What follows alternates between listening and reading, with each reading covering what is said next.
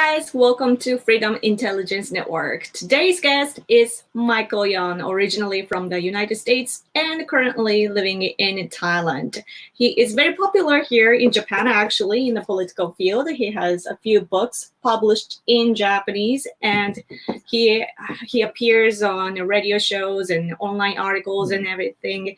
And he is known as an author, columnist, and a war correspondent. And he has visited or lived in over 75 countries.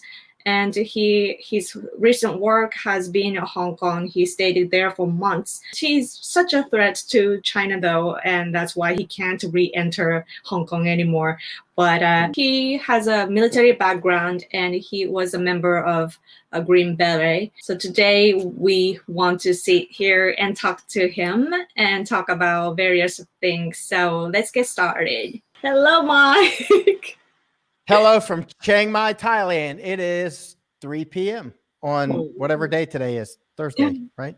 Yeah, Thursday, May 14th. Yeah, yes. How are you?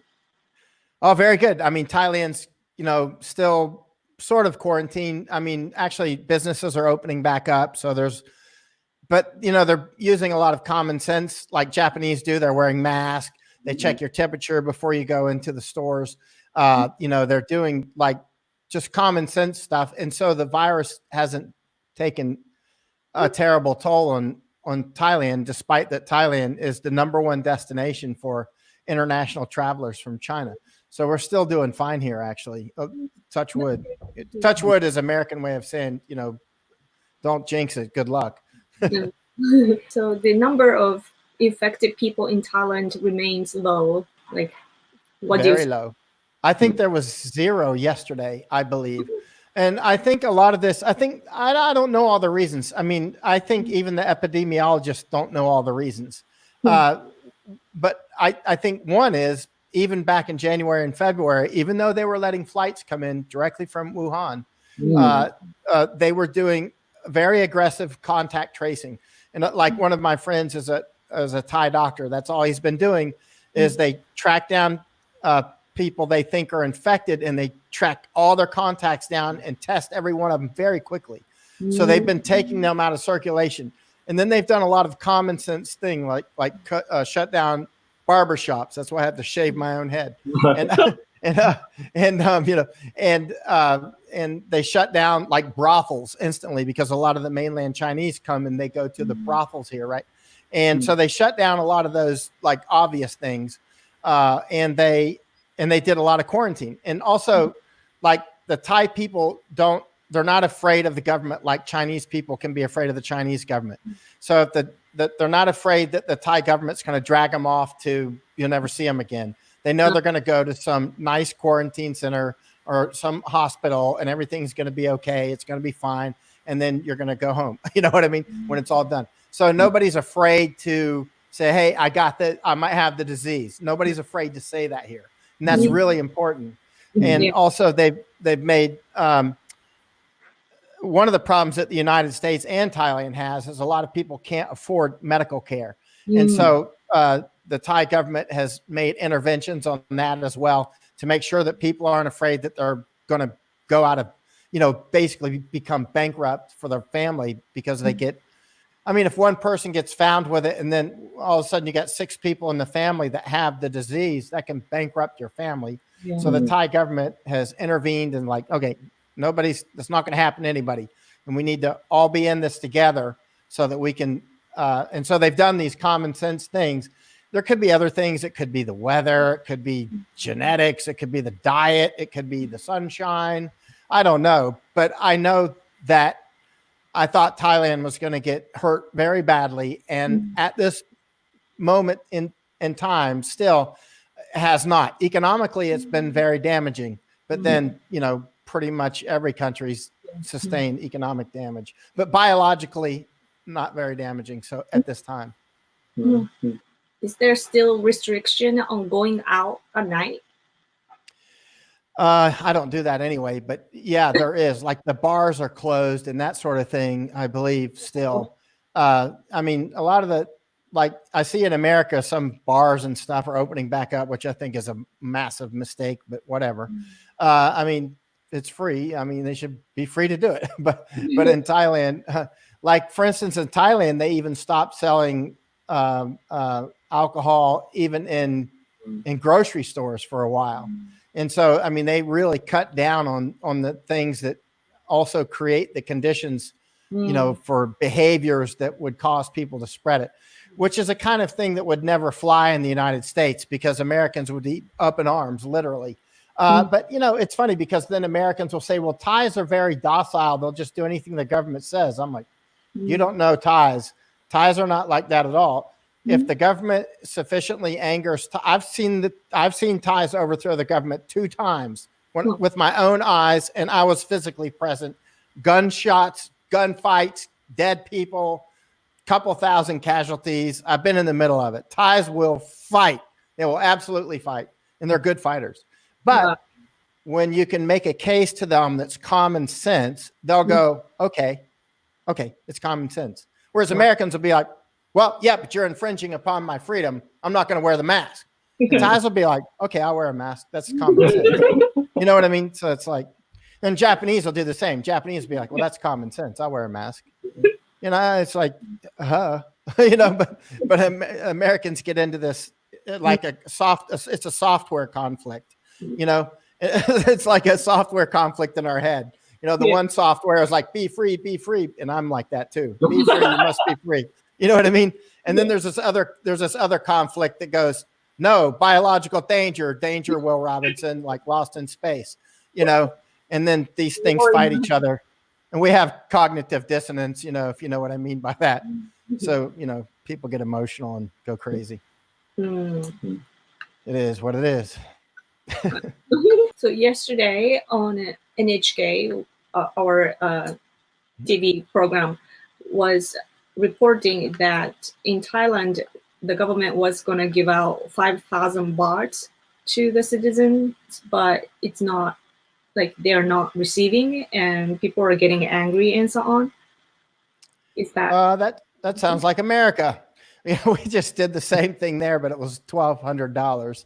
What 5,000 baht is about? How much is that? That's less than $200, which is actually a lot of money for a lot of Thais, especially the types that actually need it. I don't know the details of that. I can check into it later today, but I know there's been some controversy. That's the same. We had a similar controversy in the United States. For instance, trillions of dollars that we've printed, the Fed. And, you know, and part of that was $1,200. Well, it depended on certain items, but let's just say $1,200 for each citizen who qualified for it. And then there's been some difficulties distributing it. A lot of people have gotten it. Some people haven't. And we've got this, even with the modern e-banking and electronic banking, there's still a lot of the banks are actually going out in the mail. You know what I mean? Like this is 1952 or something. So it's like, it's this weird, Japan has the same weird banking system, don't you? You know what I mean? Like we've got these super advanced countries and then we almost deliver mail with horses, you know? And I mean, and a lot of the banking, you know, is like, I mean, you know what I'm saying? A lot of the banking is kind of advanced in one way and primitive in another. Yes. So right now, America is very angry against China, and so are other. Finally. And there are even court cases rising up. How is Thailand reacting to this pandemic? More Thais are coming around to it. You know, Thais are very intelligent, but super intelligent, but they're also way within the sphere of Chinese information war. And, you know, Chinese information war is something that I've studied for years. As you know, heck, I've got 3 books. You have a book. One of them is right here somewhere. Anyway. And, oh, there it is. That's what I was looking for. Great book. Thank you. But, you know, that was my most recent one. Yeah. And Thailand is, you know, thank you. Thailand is behind enemy lines on that information war. In other words, like the Chinese government influences Thai media quite a lot. That's why, for instance, you never see His Holiness the Dalai Lama on Thai media ever. He's never on Thai media. There's, anything to do with, despite that he was great friends with King Rama IX, which was the previous king, excellent king, by the way. It was a friend of your emperor, by the way. And, so in that regard, Thailand is behind enemy lines on the information war. However, Thais are having an awakening now, especially when it comes to issues with the Mekong River and some other issues that deal with water and trade, and now this virus. And more Thais are waking up to this. And, once Thais wake up, they're like Americans. They'll sleep, and then they wake up and they're like, okay, they get upset. And so more Thais are now getting upset with China. Mm-hmm. Do you happen to know what's going on in like Southeast Asian countries that's surrounding Thailand? Well, China has been busy paying off, bribing, coercing every country that they can get their paws on due to the Belt and Road Initiative, which you and I have talked about numerous times, and other power grabs. But for instance, when it comes to territorial or international water claims or islands or whatnot, of course, Philippines is quite upset, but also compromised by Chinese money. They've been trying to compromise Vietnam, but Vietnam, they'll fight absolutely anybody. They're actually easy to get along with, Vietnamese, but push comes to shove, they'll fight China, and China is trying to manhandle Vietnam, and that's historically not played out well for China. And look at issues with Malaysia, Indonesia, of course, Philippines, increasing issues with Thailand, but Thailand tends to be extremely diplomatic. Of course, India and China, of course, that's South Asia, not Southeast Asia. And you ask about Southeast Asia, but shifting over in that direction, India, of course, the tensions between China just continue to increase. I went up to Bhutan a few years ago just to kind of check it out and to ask people what they thought. And they were, of course, Bhutan is quite tiny, but Bhutan also worried about Chinese encroachments. And I just got off the phone with Nepal about 30 minutes ago. A good friend up in Nepal, their cases are increasing up there, by the way, on the virus cases. But there's a big battleground between China and India going on in Nepal, and this has been going on for years. In China, I would say it's been winning for various reasons, but that's not set in stone either. But that's due to, I spent a year in Nepal, so I'm kind of, I have somewhat of a finger on the pulse there. But generally speaking, China is more feared than respected, and it's as more and more people rise up against China, it's becoming less and less even feared. I mean, there's more countries that are willing to stand up and push back there a little bit. And as you know, China can stand up to any single country, including the United States. They can stand up to Japan. They can stand up to the United States. They can push Australia around. But if we all bind together, especially Japan and the United States, they got no chance.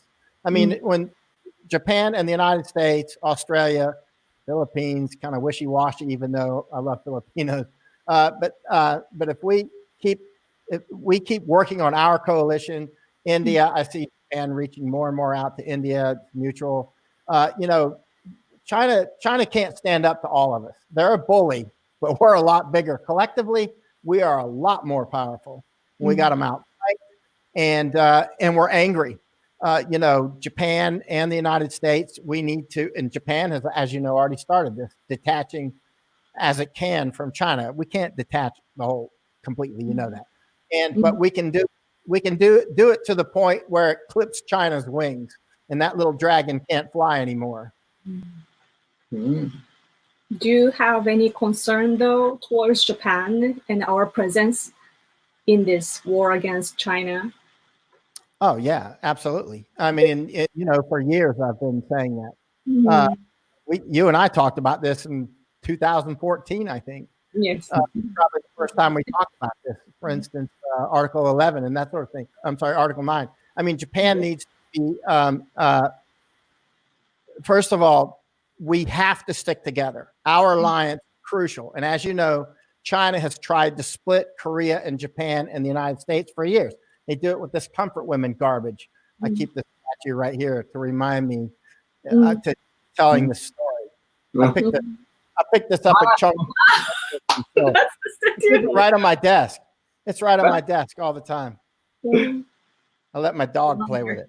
And so, yeah, I mean, to remind me about the incredible information war that China wages to try to split Japan and the United States and Korea. As you know, they've reached some success between Korea and Japan. It has not, and a little bit of success with Korea and the United States.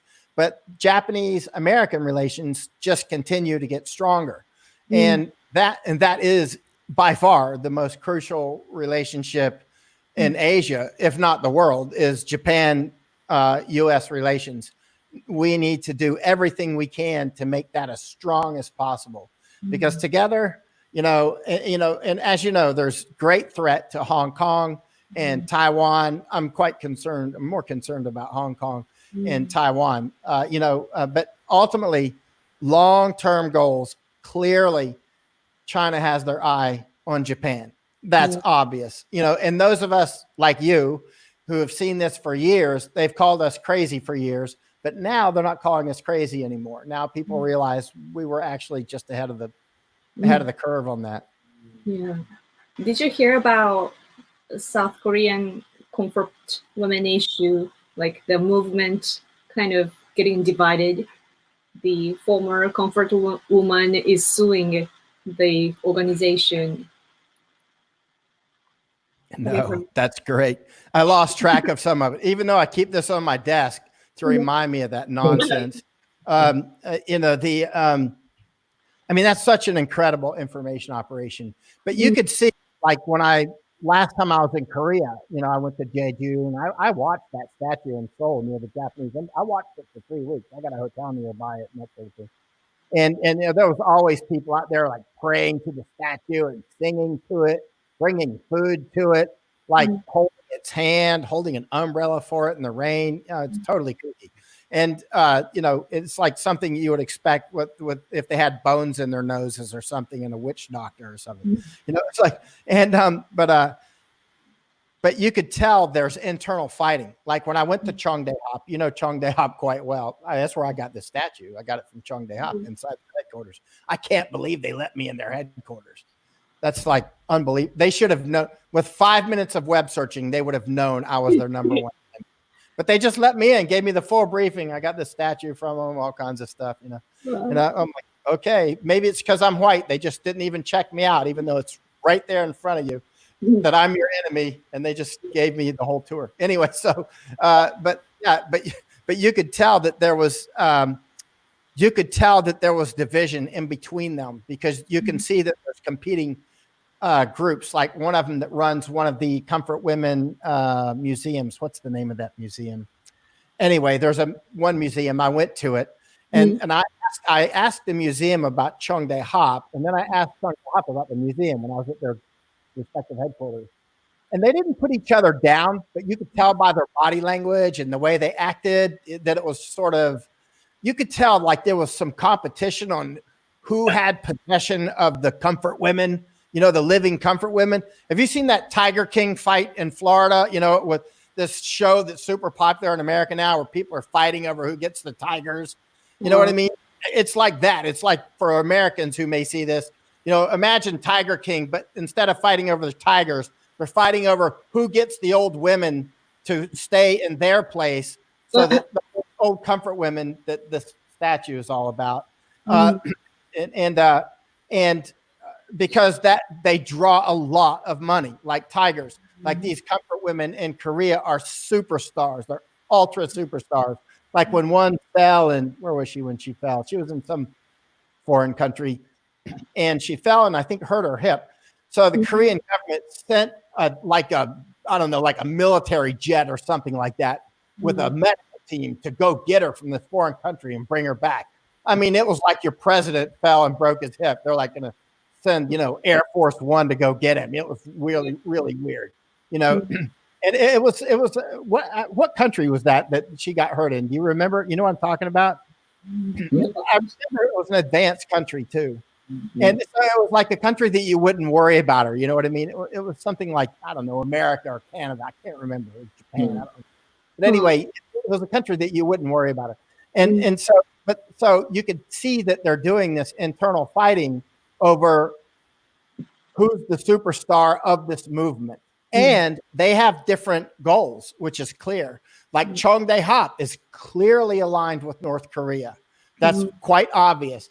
Can I prove it? It's difficult. But if you're there in the middle of it and you're like I was, and you're just like, yeah, actually you can see it because they're aligned with the things that Chong Dae-hop also gets in the middle of is like not letting U.S. troops on Jeju Island and all kinds of other things that are unrelated to comfort women. In other words, it's attacks on the United States. It's about our radar installations in Korea, which is obviously a China thing.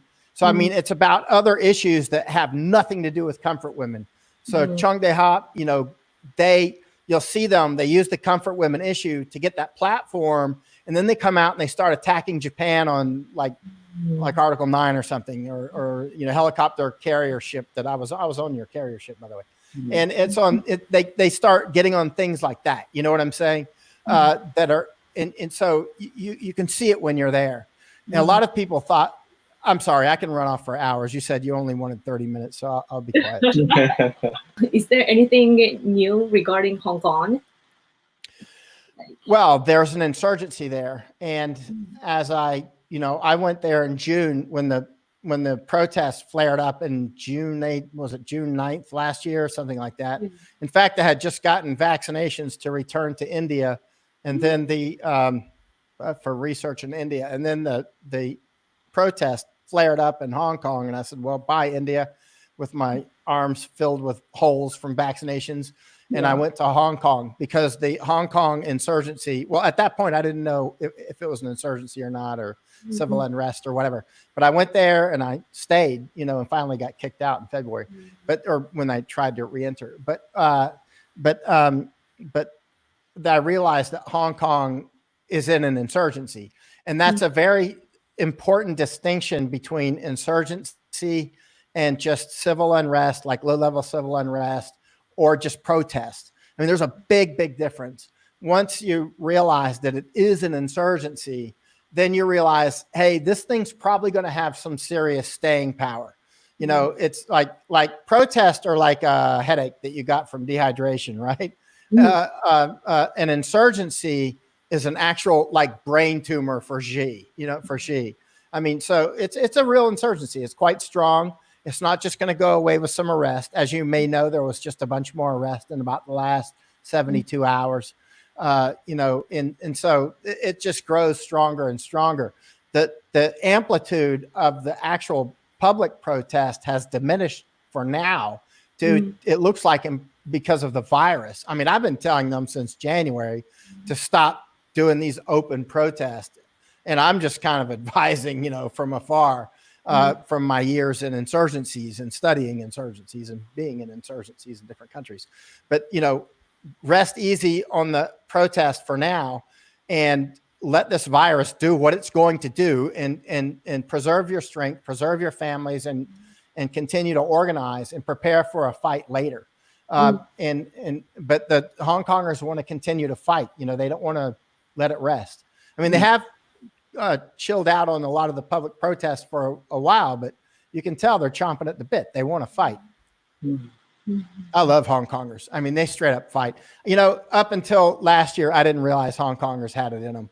Like when I first went there in June, I was like, okay, I've been to Hong Kong quite a few times. Maybe they're too weak. Maybe they're too soft. They spend too much time in the malls. You know what I mean? And then I start seeing them fighting out there all the time, getting beat up, the women getting beat up, the young people getting beat up, bloody, everything else, still fighting. I was like, I like these people.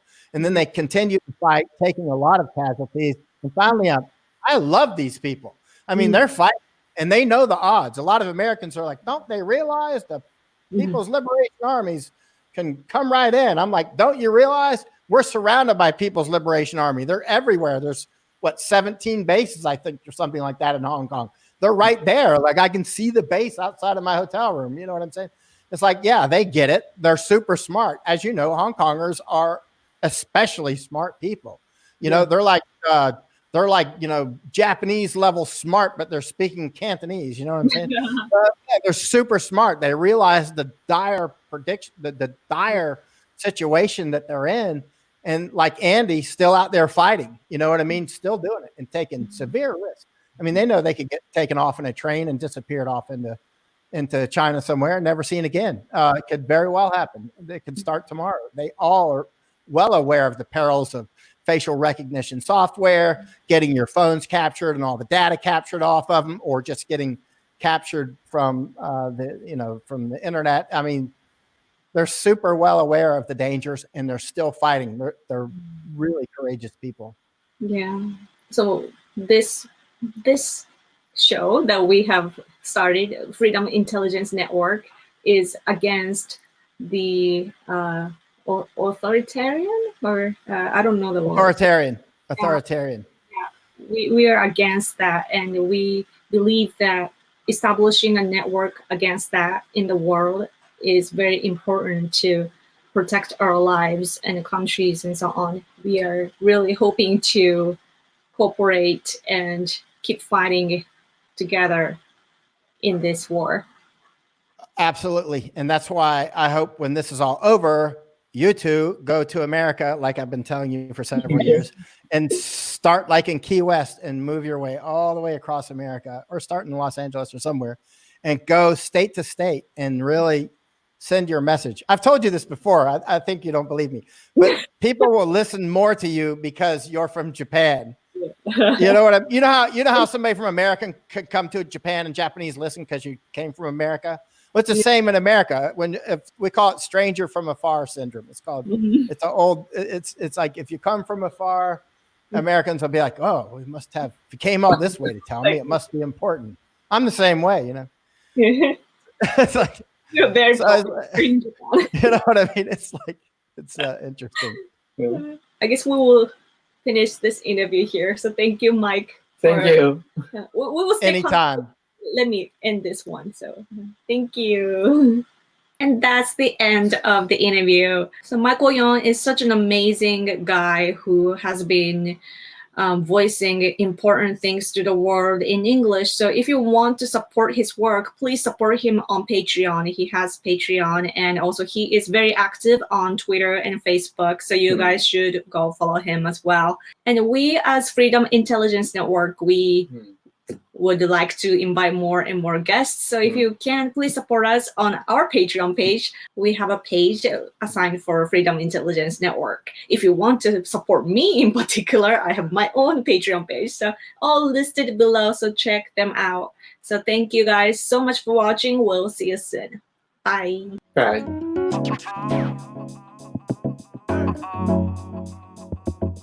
Bye.